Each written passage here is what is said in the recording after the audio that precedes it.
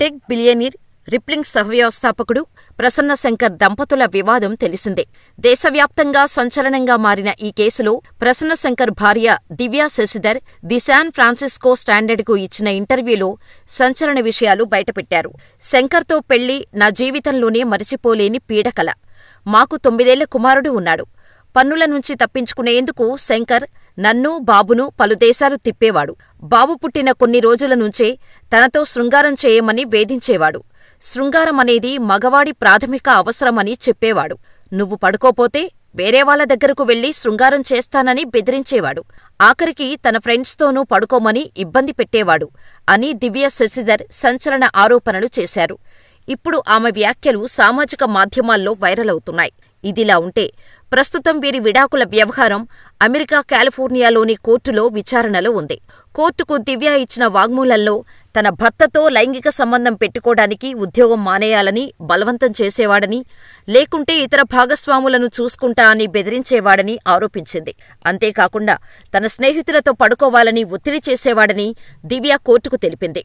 అనూప్తో తనకు ఉన్న సంబంధం గురించి ప్రసన్న చెప్పేవన్నీ కల్పితమైనవే అని, అతడితో తన సంబంధం లైంగికమైనది కాదని, భావోద్వేగమైందని ఆమె న్యాయవాదులు కోర్టుకు వివరించారు.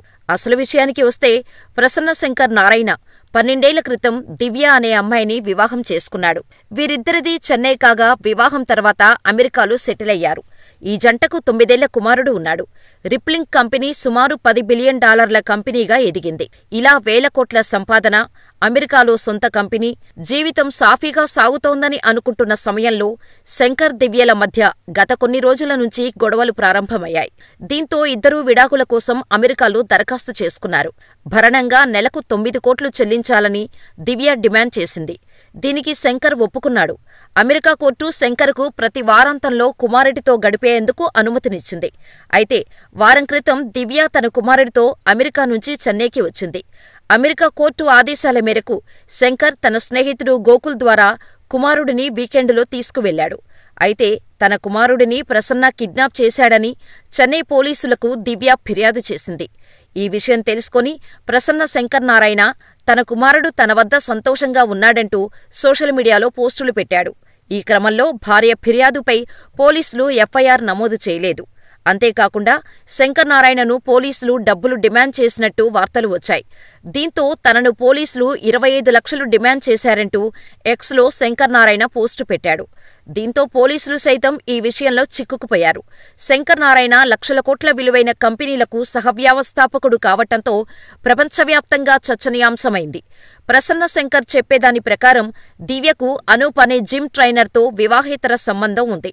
ఈ కారణంగానే తమ మధ్య గొడవలు జరిగాయని శంకర్ చెబుతున్నారు. అంతేకాదు తన కుమారుడిని కిడ్నాప్ చేసినట్టు అమెరికాలో కేసు నమోదు చేసిందని, అయితే అవి నిరాధారమైనవని తేల్చి తనకు అనుకూలంగా తీర్పునిచ్చాయని అన్నారు.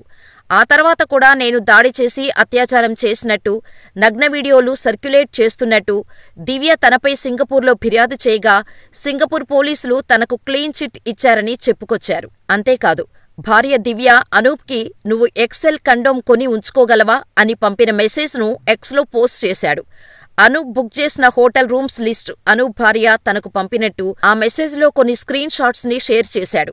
అయితే భర్త చెబుతున్నది నిజమా, భార్య చెబుతున్నది నిజమా అనేది అర్థం కాకుండా ఉంది.